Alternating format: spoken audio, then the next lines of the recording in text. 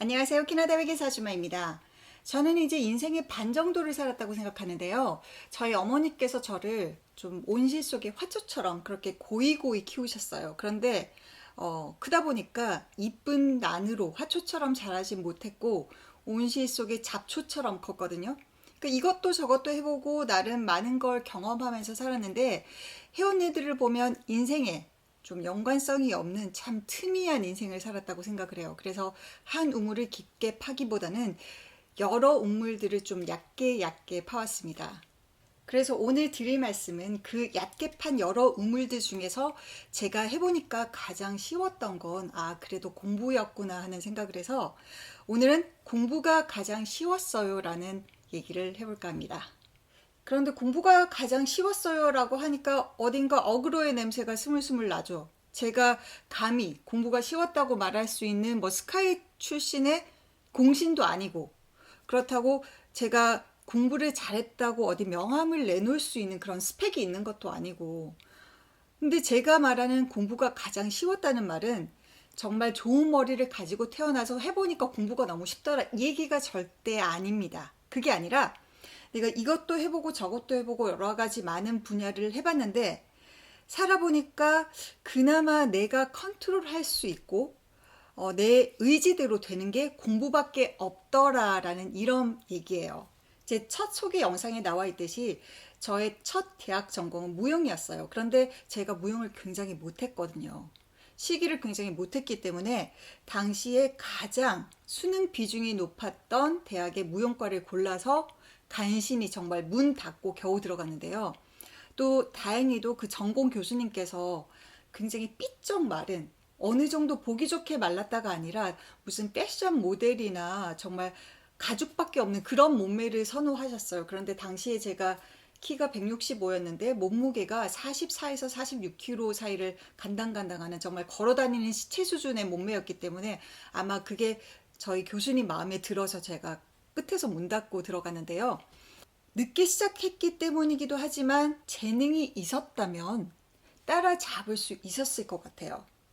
유명한 무용가 중에도 늦게 시작한 무용가도 몇 명 있거든요. 하지만 저는 그런 재능이 없었기 때문에 아무리 노력을 해도 어릴 때부터 수년 동안 무용을 해온 제 동기들을 도저히 따라잡을 수가 없었어요.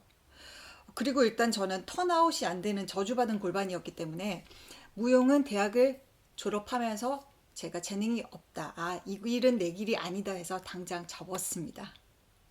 예능계는 정말 재능충들의 전쟁이에요. 재능 있는 자가 노력하는 자를 따라가지 못한다고 하죠. 그런데 사람들이 하는 아주 큰 착각 중에 하나가 누가 재능 있는 사람들이 노력을 안 한다고 했나요? 재능 있는 사람들이 노력을 했을 때에만 그 탑의 자리에 오를 수 있는 거기 때문에 모든 분야의 탑들은 재능이 있기 때문이 아니라 혹은 노력을 정말 열심히 했기 때문이 아니라 재능이 있는 사람이 노력을 했기 때문에 그 탑의 자리에 오를 수가 있는 거예요.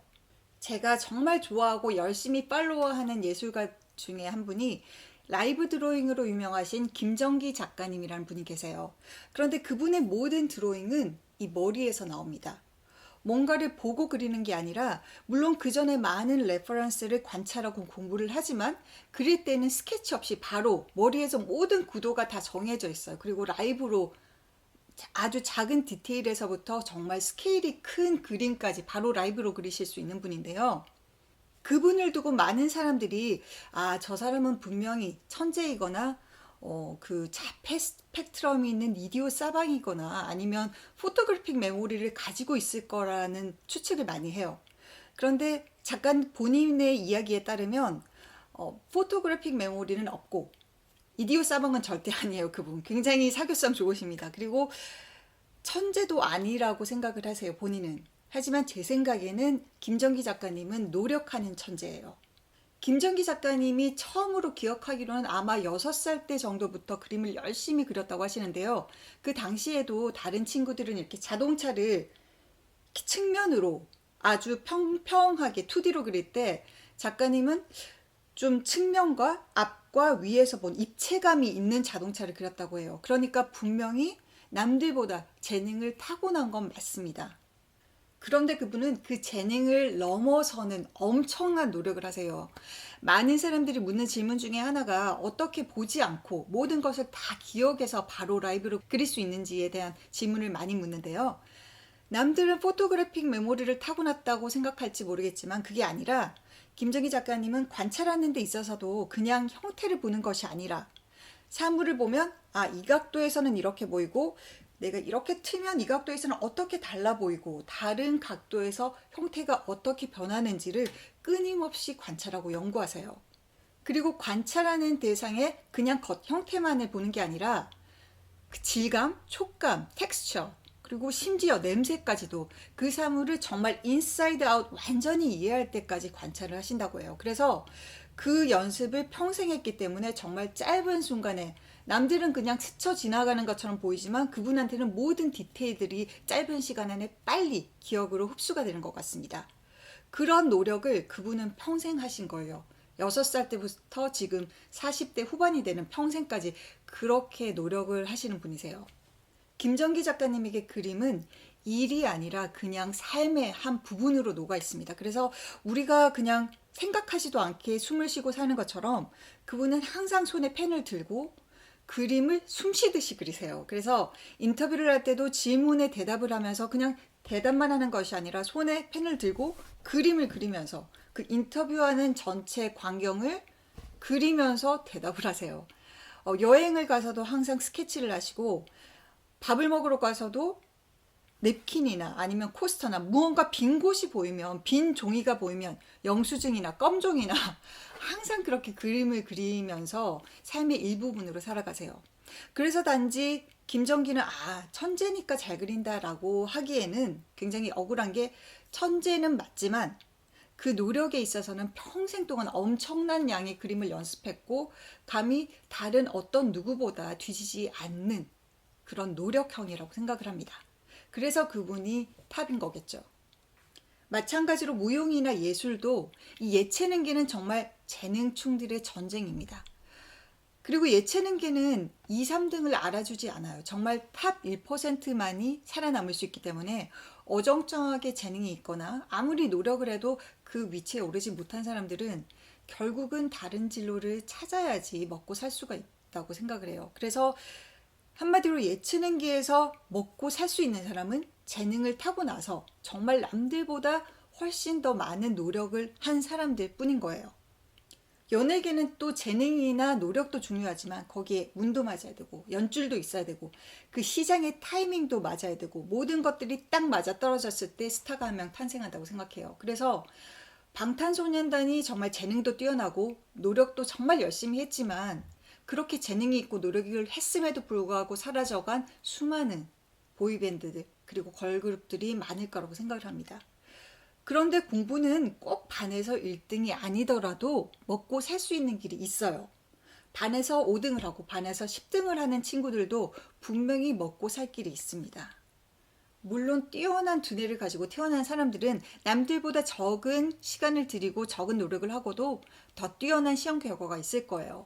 그런 친구들 있죠. 왜 공부 정말 안 하고 매일 노는 것 같은데 시험 잘 나오는 친구들.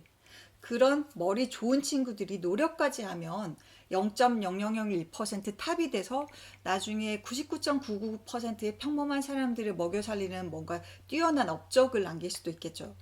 그런데 그렇게 막 뛰어나지 않아도 그냥 보통의 머리를 가지고 태어나더라도 남들보다 더 열심히 노력하고 열심히 공부를 하면 어느 정도 먹고 살 만큼의 결과는 나온다는 거예요. 생각해보면 저는 팔방어정쩡, 그러니까 팔방 미인의 경지에 오르지 못하고 모든 것들을 조금 어느 정도 할 수 있는 그런 팔방어정쩡인데요. 제가 주위 친구들보다는 춤을 조금 더 잘 추고 리듬감이 있지만 그렇다고 무용가로 성공할 수 있을 만큼 재능이 있진 않아요. 그리고 절대 음감도 타고났거든요. 그래서 저는 멜로디를 이렇게 음악을 들으면 악보를 보지 않고 멜로디를 딸 수 있어요. 하지만 제가 피아노는 그렇게 잘 치질 못했어요. 칠 수 있지만 제가 피아니스트를 할 만큼 잘 치지는 절대 못했어요. 그리고 중고등학교 때도 학교 대표로 달리기 선수로 항상 대회에 출전을 했는데 왜냐하면 학교에 체육부가 없었어요. 그러니까 고만고만한 수준의 아이들 중에서는 제일 잘 뛰었는데 하지만 제가 선수를 할 정도로 그렇게 잘하지 못했어요. 그래서 뭐든지 이렇게 조금 고만고만하게 조금 잘하지만 뛰어난 재능이 없는? 그래서 제가 공부가 가장 쉬웠다는 건 내가 타고난 재능으로 노력을 했을 때 그 인풋 비교해서 아웃풋이 가장 정직하게 나오는 분야가 이 공부가 아닌가 하고 생각을 합니다. 예체능만 그런 게 아니라 인생이 진짜 내 맘대로 되는 게 별로 없어요. 조직 내에서 사회생활을 하다 보면 이 사내 정치라는 게 내가 일을 하는 능력보다 훨씬 더 중요할 때가 많습니다. 근데 이 사내 정치는 정답이 없어요. 내 나름대로 한다고 했는데도 위에서 보는 성향이랑 맞지 않으면 그게 참 안 맞을 때도 많고, 또 어떻게 내가 잘 했다고 생각을 했는데 알고 보니 썩은 동아줄일 때도 있고, 또 뒤통수 맞을 때도 있고, 이래서 내가 아무리 노력하고 잘하더라도 안 되는 때가 더 많은 것 같아요. 또 사업이라는 건 더 어렵습니다. 내가 아무리 좋은 플랜을 가지고 좋은 아이템으로 열심히 노력을 해도 그 시장이란 게 내 마음대로 되는 게 아니잖아요. 그리고 똑같은 아이템을 가지고 있는데도 쟤는 되는데 나는 안 되는 경우도 있어요. 인간관계는 더 어려워요. 정말 답이 없어요. 내가 아무리 잘해도 내 의도와 다르게 전달될 때도 있고, 또 정말 진심으로 대했는데 내 뒤통수를 칠 때도 있고, 또 배우자를 잘못 만나서 이 가정이 파탄나는 경우도 있고, 또 이 내 몸은 내 맘대로 되나요?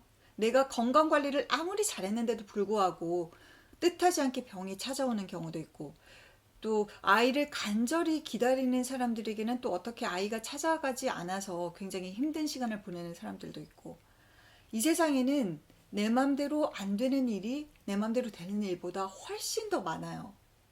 그런데 그나마 어느 정도는 내 맘대로 되는 게 공부라는 거예요. 결론적으로 말씀을 드리자면 제가 공부가 가장 쉬웠어요 라는 이야기는 내가 공부를 너무 잘해서 정말 수월하게 공부를 했다라는 이야기가 결코 아닙니다. 그게 아니라 내가 해본 모든 다양한 경험들 중에서 그나마 가장 내가 컨트롤할 수 있는 정직한 결과가 나오는 것이 공부였고, 또 노력 대비 가성비가 가장 좋았다는 거죠. 그래서 저는 반평생 겪어본 일들 중에 공부가 가장 쉬웠다고 감히 말씀드립니다. 감사합니다.